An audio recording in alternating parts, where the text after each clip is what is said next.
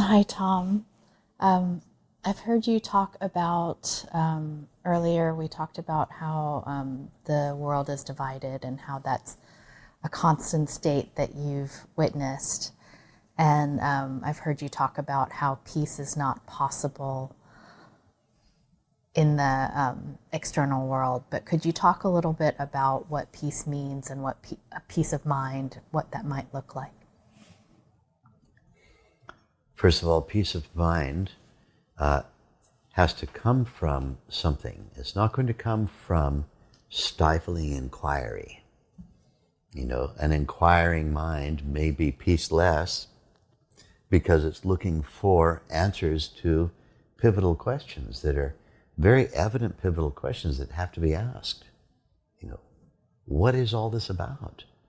Including a fundamental question, not only who am I, but what am I? Here I am. I'm conscious, so I think, the old I think, therefore I am. I have consciousness. I am consciousness. And, there's a philosophy known as solipsism, where maybe I'm the only conscious thing and everything else is a figment of my imagination. It's a part of my consciousness. These are fundamental questions that have to be answered, and they have to be answered through taking an exhaustive approach to inquiry. And if we don't take an exhaustive approach to inquiry about what is all of this and what does it mean that it exists, and if we don't get satisfactory answers to that, we're going to be peaceless. And if we're peaceless, then we tend to get a little bit hedonistic and existential.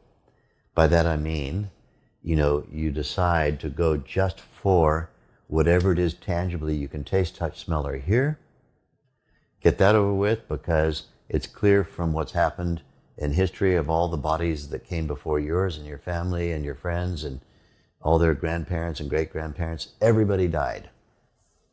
And so evidently that's happening to you too.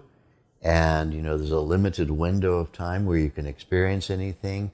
And so just taste and smell and hear and see and experience on all the senses, everything you can possibly experience in the short time you have, because unless you become a glutton of human experience, it didn't mean anything. And in the end, it's not going to mean anything anyway, because the earth is a little ball. The sun is going to swell out and subsume it. It's only a matter of time. There's probably nothing else in the universe anyway. And it's just a glitch that we happen to be here with our iPhones. It means nothing. It's absurd. It has no value. Jean-Paul Sartre, Albert Camus, Kurt Vonnegut, and others. I knew one of those at least. Kurt was a friend of mine, whose idea is it's just all absurdity. Do what you can do in the time that you can do it. Part of your well-being is your conscience. So if you don't want a guilty conscience about hurting anybody, try not to hurt too many people. But, it's all going to be over with, and none of it really mattered. If we achieve peace of mind in that way, then I don't recommend it.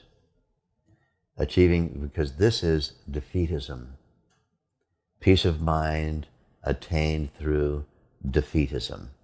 You become a defeated person who just kind of caves in and says, well, do whatever you can do. You want a good conscience. Try not to hurt too many people so you can keep a good conscience. Not because it matters that you hurt anybody, because it really doesn't in the end. But you don't want to have a bad conscience about it, so see if you can not hurt too many people and get what you want, get what you can, experience what you can. Life is short, and then it's over with and you die. And there's nothing after that.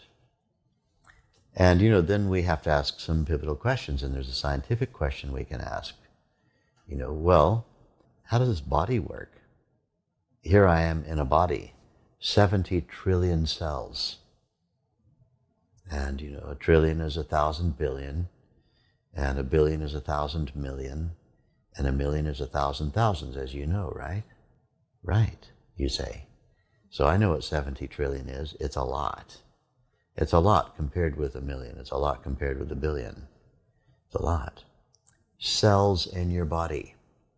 Skin cells, fascia cells, muscle cells, bone cells, blood cells, and they are a flux of energy and information. No cell that's in your body was the oldest cells you have are bone cells, and even they weren't here 7 years ago. The last iteration of the completion of production of the skeleton was about 7 years ago, and your skeleton is also a flux, as are your muscles, as is your fascia, is your skin. Everything in the body is a flux of molecular structures, a river. And it was Heraclitus who said that you can't step into the same river twice because new water is flowing through all the time. The consciousness is sitting in this river right now. And our consciousness has a lot to do with the character of the river. As you think, so the river of cells becomes. Think an anxious thought, measurably, in lab science we can measure, you just produced a body of anxiety, fear-based molecules. Change your mind and get angry, and now those molecules reeve themselves apart, and now you have a new body, a body of anger. Change your mind and get sad about all of this futility, and now you've created a body of sad chemistry. Change your mind and get happy because you were at a surprise party and you didn't know it, and all the lights just now came on in the middle of all this lab, and everyone's saying happy birthday, and all of your best old friends are there giving you prezzies. Now suddenly you have the body, chemical body of happiness. All right, so consciousness evidently is not the body, because the consciousness is the same consciousness. I'm the same me inside here, so I think, as I was when I was 10. I can remember being 10, but there's no cell in my body that was here. I'm the same me inside as I was when I was 20, but there's not one cell in my body that was here when I was 20. So I'm a consciousness field, and I have a body, and it's demonstrable that my consciousness is conceiving the body. My consciousness is constructing it. My consciousness is governing it. My consciousness is printing this thing out, this body. So I'm not a body. I have a body. And who's the I? Now, when we haven't investigated these fundamental questions, then whatever peace we can get by just being a defeatist, being an existentialist, it's a no good kind of peace. It's defeated peace. It's just complete capitulation. We want to have active peace, the peace that's acquired through an active, exhaustive examination of all the evidence about what we are. So if I'm consciousness, what is that? Then I can start looking for, all the books on consciousness, and none of them are satisfactory. I have to have a direct experience of what this knower inside here is. I can look at my finger, and it's the finger out there, and there is a screen of consciousness in here that is the knower. What is the nature of this that is doing the knowing? What's the nature of this? A fundamental, even ancient philosophical question. Who is and what is the nature of the consciousness field? There's only one way that you can have a direct experience of the answer to that. All the thoughts need to stop. If the thoughts can stop and consciousness can curve back on itself, and consciousness, by virtue of being conscious, is experiencing consciousness, pure self-referral experience, being, transcendence. Now I have the basis of an answer to all my inquiries that's going to bring me peace of mind. peace of mind. I'll have peace of mind if I have knowledge. I won't have peace of mind if I decide you can't have knowledge, you can never know, so capitulate. I have to have knowledge to have proper peace of mind, sustainable peace of mind. So now I have knowledge of the knower. Now I want to know what are the implications of this, and I can make a grand discovery. There have been hundreds of other people who've also had this experience and have had it for a longer number of years than you, and have described for you all of the repercussions, the implications of the fact that you are essentially not a body, you are the consciousness that's printing out a body. What are the implications of that? And then you make a discovery that you don't have to reinvent the wheel. The questions you are asking and the questions you haven't yet asked have all been asked and answered by a particular tradition, knowledge tradition, and it's called the Vedic tradition. When you get knowledge, you can have peace. True peace isn't possible without knowledge. True peace is not possible without knowledge. And, the thing that drives us more than anything is to, as a secondary phenomenon, to feel peaceful or to have peace as a consequence of having knowledge. So if somebody comes to me and says, "Thom, are you a happy man?" I can say, "Yes, I'm happy, but that's not what I'm happy about. I'm not happy about being happy. I'm happy about knowledge."